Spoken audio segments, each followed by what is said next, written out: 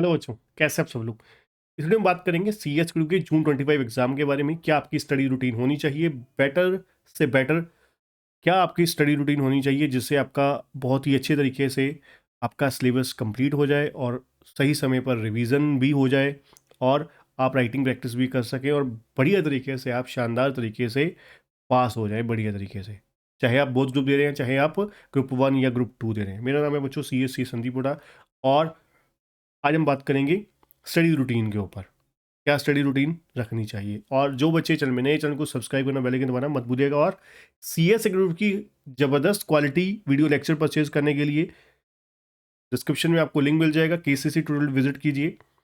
मैं CSC संदीप अरोड़ा आपको CAFM और टैक्सेशन और बाकी जो है आपको CA CS CM में जगदीप अरोड़ा सर पढ़ाते हैं। ठीक है, बहुत ही ज़बरदस्त, बहुत ही अफोर्डेबल प्राइस पे हाई क्वालिटी वीडियो लेक्चर आपको अनलिमिटेड व्यूज़ के साथ, डाउट सेशन सपोर्ट के साथ और सबसे इम्पॉर्टेंट आपको गाइडेंस सपोर्ट के साथ। उससे इम्पॉर्टेंट बहुत ही ज़बरदस्त quality notes, past year question bank, सब कुछ अवेलेबल होगा बहुत ही नॉमिनल से प्राइस पे। एक बार आप प्राइजेस चेक करके देखिए, आपको वाकई लगेगा कि इतने कम प्राइस में इतनी क्वालिटी नहीं कहीं पर आपको मिल सकती। Time sure. ठीक है, डिस्क्रिप्शन में आपको लिंक मिल जाएगा, लिंक पे डायरेक्टली क्लिक करके बाय कर सकते हैं, फटाफट क्लासेस स्टार्ट कर सकते हैं।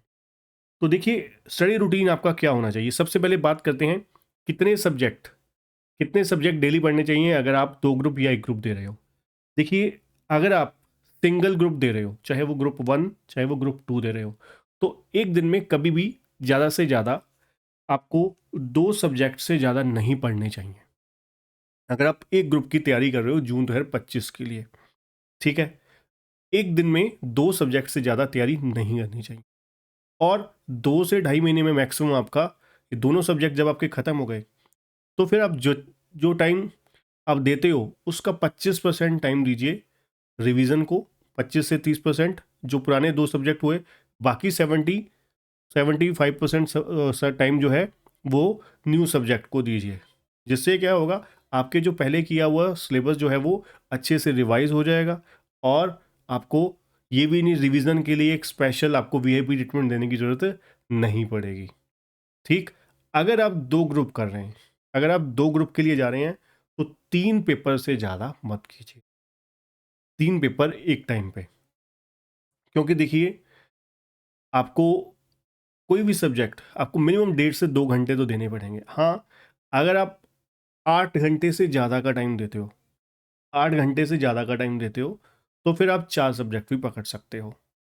लेकिन 8 आवर प्लस का शेड्यूल है आपका, फिर तो आप बेफिक्र होकर 4 सब्जेक्ट भी पकड़ सकते हैं। बट शुरुआत में रिलैक्स मोड में पहले 1 से 1.5 महीना बढ़िया तरीके से समझ के ज़बरदस्त तरीके से आपके पहले 3 सब्जेक्ट होने चाहिए। वो वाले उठाइए पहले 3 सब्जेक्ट जिसमें आपको सबसे ज़्यादा इंटरेस्ट है, सबसे कम टाइम लगता है और सबसे ज़्यादा आपको लगता है कि इसमें आपके मार्क्स स्कोर कर सकते हैं।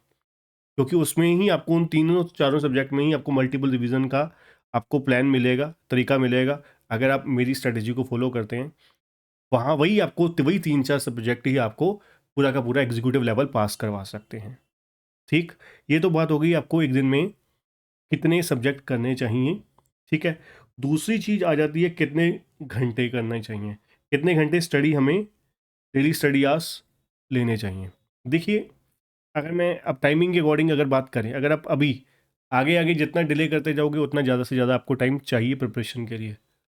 ठीक है, जितना डिले करते जाओगे उतना टाइम आपको चाहिए प्रिपरेशन के लिए। अगर आप अभी दिसंबर बिगिनिंग से ही स्टार्ट कर देते हैं, तो तकरीबन आपके पास 6 महीने होते हैं। तो एक ग्रुप के लिए आपको 4 घंटे सफिशेंट है। 4 से 6 घंटे अगर आप लगा देते हैं, तो 4 घंटे प्लस जितने भी हैं, बहुत बढ़िया, बहुत मज़ेदार। ठीक है, मार्च के बाद मतलब अप्रैल से आप इसको डबल कर दीजिए। अप्रैल से आप 4 का कम से कम 6 घंटे कर दीजिए, 6 से 8 के बीच में मिनिमम। ठीक है, तो बड़े आराम से आपका सिलेबस ख़त्म हो जाएगा। ठीक है, ख़त्म क्या हो जाएगा, सिलेबस ख़त्म भी हो जाएगा और अच्छी तरीके से रिवाइज भी हो जाएगा जून के बिगिनिंग जो हमारे एग्ज़ाम है तब तक। अगर आप बोथ ग्रुप के लिए जा रहे हैं, तो मिनिमम से मिनिमम आपको 6 से 8 घंटे आपको चाहिए ही चाहिए हर हाल में कोई चॉइस नहीं है। ठीक है जी। आप सोचो कि 2-3 घंटे करके आप 2 ग्रुप निकाल दोगे, ये पॉसिबल नहीं है। ठीक है जी। तो आपको ज़्यादा से ज़्यादा टाइम देना पड़ेगा और ज़्यादा से ज़्यादा जल्दी आपको सिलेबस कंप्लीट और प्रॉपर रिवीजन प्लान बनाना पड़ेगा। तीसरी चीज़ स्टडी रूटीन में आप ये देखिए कि आप कभी भी जो सिटिंग है सिंगल सिटिंग में नहीं होना चाहिए, कम से कम 2 से 3 सिटिंग होनी चाहिए स्टडी की। अगर आप कॉलेज स्टूडेंट हो, ठीक है, या जॉब करते हो, फिर तो आपको मजबूरी 2 से ज़्यादा आपके पास टाइम ही नहीं है, क्योंकि या एक आप सिटिंग बनाओगे सुबह, एक आप कॉलेज के बाद बनाओगे या जॉब के बाद। ठीक है। तो कम से कम अगर आप कॉलेज या जॉब करते हो, कॉलेज स्टूडेंट हो या जॉब करते हो, तो आपको 2 सिटिंग में पढ़ना चाहिए, सिंगल में पॉसिबल नहीं होता। ठीक है। किसी भी तरीके से सुबह उठिए, सुबह का शेड्यूल बनाइए और शाम का बनाइए। ठीक है, जितने घंटे दे सकते हैं।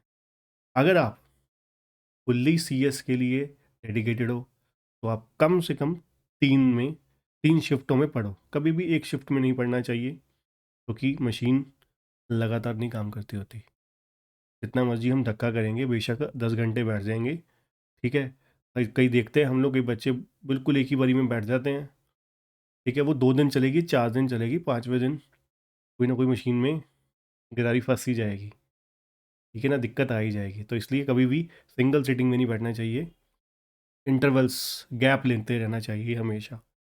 ठीक है। और 1-2 घंटे के बाद कुछ ना कुछ 5-7 मिनट के लिए, ठीक है, इधर उधर रिलैक्स करने के लिए, घर के पास अगर पार्क है आसपास, पार्क में घूमने चले गए, नहीं है तो टेरेस पे चले गए वॉक करने के लिए। ठीक है, तो माइंड को रिलैक्स कीजिए, नहीं तो लेट जाओ, लेट जाओ आराम से 15-20 मिनट के लिए। ठीक है ना, दिमाग को जितना रिलैक्स दोगे उतना अच्छे से चलेगा, क्योंकि आपको भी पता है सीएस में थ्योरी बहुत ज़्यादा है और थ्योरी से तो नींद ही बड़ी आती है। ठीक है। तो वो चीज़ भी आपको ध्यान रखना पड़ेगा। ठीक है, कि अब जब आप बाद में प्रेशर डालोगे, क्योंकि ज़्यादातर बच्चे पहले बहुत चिल करके चलते हैं, लास्ट में पूरा कहते हैं ना शताब्दी बना के चलते हैं, तो वो चीज़ यहाँ पर नहीं चलती। ठीक है, वो बीकॉम लेवल तक चलती है। ठीक है, तो इसलिए आपको आसानी से, आराम से, तसल्ली से चलना होगा। उसके बाद नंबर 4, रिवीजन के लिए प्रॉपर टाइम आपको देना पड़ेगा। रिवीजन के लिए प्रॉपर टाइम देना पड़ेगा, निकालना पड़ेगा, अरेंज करना पड़ेगा। ठीक है, तो ये आप डेली स्टडी रूटीन फॉलो कीजिए। ठीक है। और जैसे मैंने आपको बोला कि एक सब्जेक्ट खत्म होते हैं, मतलब 2 सब्जेक्ट 3 सब्जेक्ट आप कर रहे हो, तो पिछले वाले को रिवाइज रेगुलर करते जाइए। स्पेशल रिवीजन अलग से मत कीजिए। पहले मान लीजिए एक बारी 3 सब्जेक्ट किए, 2 सब्जेक्ट किए, फिर अगले 3 पकड़े, साथ में रिवीजन करते गए, फिर अगले पूरा सिलेबस खत्म हुआ, फिर लास्ट 1-1.5 महीने में उसको रिवीजन, राइटिंग प्रैक्टिस। ठीक है। और अगर टेस्ट सीरीज़ भी लेना चाहते हैं तो हम लोग टेस्ट सीरीज़ भी अवेलेबल करवाते हैं, चैप्टर वाइज। कॉस्टली होती है थोड़ी, बट एक्सट्रीम लेवल की होती है, आपकी बहुत ही ज़बरदस्त प्रिपरेशन हो जाएगी। ठीक है। तो ऑल दी बेस्ट बच्चों आपकी सीएस जर्नी के लिए। अगर आप सीएस क्लासेस बाय करना चाहते हैं, जैसे मैंने आपको बताया, डिस्क्रिप्शन में आपको लिंक मिल जाएगा और लिंक पे डायरेक्टली क्लिक करके बाय कर सकते हैं। Thank you.